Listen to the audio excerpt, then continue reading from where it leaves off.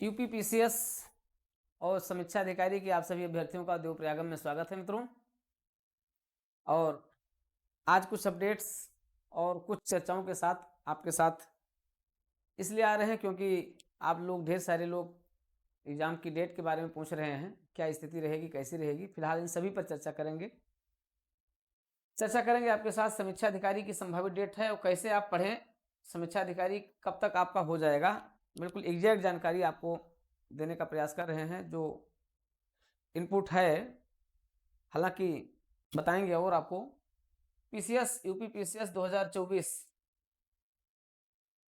Exam क्या 17 मार्च को होगा, आ रहे हैं, इस पर भी तुरंत चर्चा कर रहे हैं, बिल्कुल एग्जैक्ट जानकारी आपको दे रहे हैं, इसलिए पूरी क्लास देखिएगा। लेकिन सबसे पहले तो ये बताएंगे कि हाँ, समीक्षा अधिकारी के लिए आप सभी युवाओं ने अपनी जिस ऊर्जा को सदुपयोग किया वो काबिल तारीफ रही।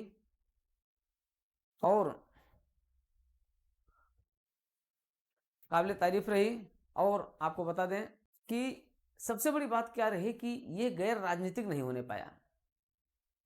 पूरे आंदोलन को आप लोगों ने गैर राजनीतिक तरीके से संचालित किया और सबसे बड़ी बात थी कि इसको राजनीतिक बनाने का प्रयास बहुत लोगों ने किया, लेकिन आपकी कर्मठता ने, आपकी बौद्धिकता ने इसको गैर राजनीतिक बनाए रखा और अंततः इसको इसके उस पड़ाव पर लेकर के गए जो होना चाहिए था।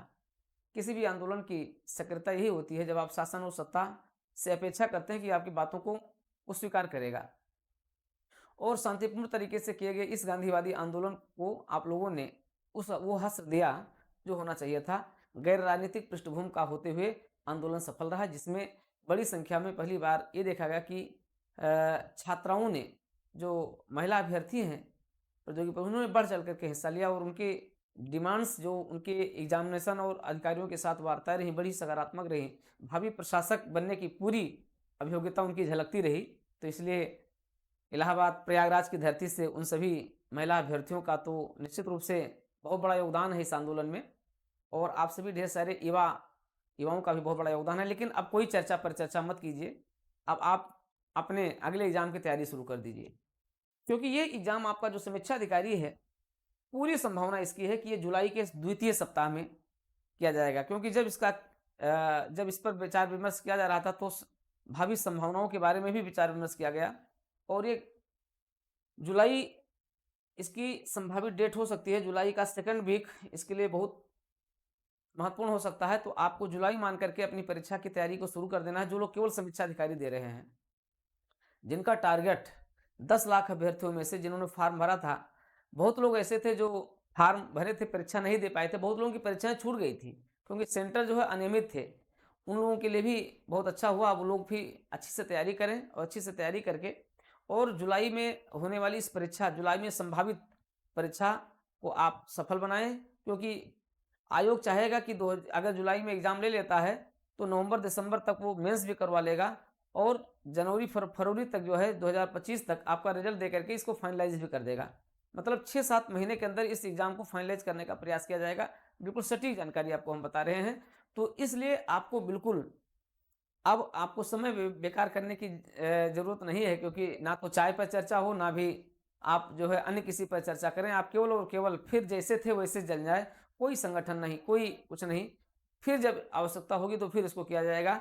इसलिए आप सभी अभ्यर्थियों से हमारी व्यक्तिगत सलाह है कि आप अपने उस रणनीति पर ध्यान दीजिए जो जुलाई में आपको सफल बनाना है, और फिर आपको मेंस में एक साथ होना है, प्रीलिम्स में एक साथ होना है, और फिर सचिवालय में और लोक सेवा आयोग में सफल होकर के एक साथ होना है। ये रणनीति बना करके चलिए।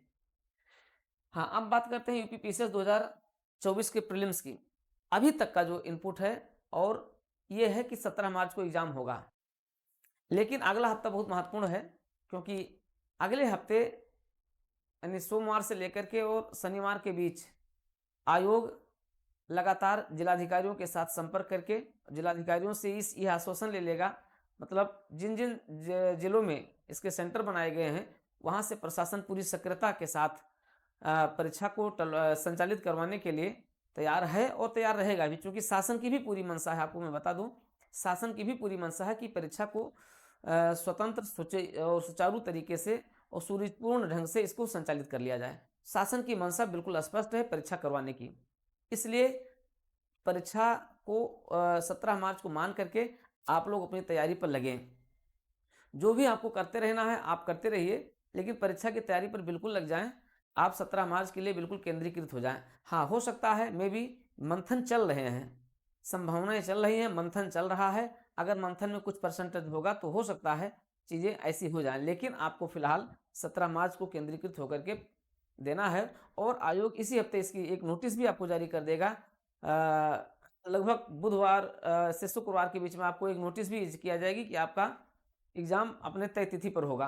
तो अगर आप शुक्रवार तक की नोटिस का, लेकिन नोटिस का इंतजार मत करिए कि नोटिस आएगी तब तक ना पढ़ा जाए। आप बिल्कुल वैसे ही पढ़िए, जो पिछले 10 दिन से आपकी तैयारी बाधित हुई है उसको आप कवर कर लीजिए। जैसे होता है ना, जब आप कहीं ब्लड दे देते हैं तो ब्लड दे देते हैं, फिर ब्लड रक्तदान कर देते हैं, फिर आप खिलाई पिलाई खूब करके और क्या करते हैं उसको आप रिकवर करते हैं। तो वैसे जितना नुकसान हुआ है उसको आप रिकवर कर लीजिए, दिन रात मेहनत करके उसको रिकवर कर लीजिए। तो ये चीज़ें हैं आपके साथ। परीक्षा अपनी तिथि पर अभी तक होने की संभावना है। विचार कई किए गए, विकल्प कई अपनाए गए हैं। उन सारे विकल्पों में से एक अंतिम विकल्प यह है कि परीक्षा की तिथि सुनिश्चित है और उसको शासन से भी सहयोग से करवाने का प्रयास किया जा रहा है। कई जगह पर कई वो भी भेज दिए गए हैं, शासन को विकल्प भी भेजे गए हैं कि परीक्षा केंद्रों पर जैसे जैमर लगाने की जो बातें हैं, ये भी एक विकल्प भेज दिया गया है शासन को। इंटरनेट को रोकने के लिए भी वो भी कहा गया कि परीक्षा के दिन कुछ ऐसी स्थिति की जाए। तो ये सारी संभावनाएं शासन को दी गई हैं। शासन इसमें इस पर विचार करेगा और अगले हफ्ता आपके लिए महत्वपूर्ण होगा। बाकी पूरी जानकारी हम आपको बिल्कुल सटीक एग्जैक्ट टू द पॉइंट आपको देते रहेंगे, लेकिन इसके लिए आप DPIS पर बने रहिए। DPIS यूट्यूब चैनल आपका सबसे भरोसेमंद है। आप जानते हैं कि जितनी जानकारी दी गई थी वो सारी सटीक जानकारी आपको पहले दिन से ही दे दी गई थी। कोई बढ़ा चढ़ा करके बातें नहीं बताई गई थी। और वो एग्जैक्ट मैंने कहा था कि 2 तारीख को शाम तक आपको गुड न्यूज़ मिल जाएगी। 2 तारीख तक सब कुछ शासन ने क्या-क्या निर्णय दिया उसके बारे में भी बिल्कुल सटीक जानकारी दी गई थी मित्रों। तो बिल्कुल आप पढ़ाई पर ध्यान दीजिए, शासन और सत्ता पर विश्वास रखिए, आयोग की भी स्वच्छता पर विश्वास रखिए और अपनी पढ़ाई को आगे जारी रखिए। बाकी बाबा हैं तो सब कुछ संभव है। बाबा हैं तो सब कुछ कर लेंगे। हालाँकि ये कोई राजनीतिक विचार नहीं है। शासन सत्ता के साथ आपको सहयोग बना करके चलना है। और माननीय मुख्यमंत्री जी इतने संवेदनशील हैं, इतने जागरूक हैं कि आपकी बातों को ज़रूर सुनेंगे, आपके संवेदनाओं को ज़रूर सुनेंगे। जो संवेदनाएँ आप भेज रहे हैं उससे भी शासन सत्ता अवगत है और निश्चित रूप में उस पर विचार किया जा रहा है, आगे भी किया जाएगा। और आते हैं, ध्यान देते हैं इस पर सब पर।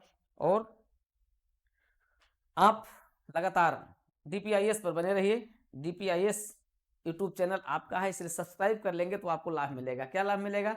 आपको कोई भी इन्फॉर्मेशन तुरंत आपके पास पहुंचेगी। इसलिए सब्सक्राइब भी करके और तुरंत पूरी इन्फॉर्मेशन को आप प्राप्त करते रहें।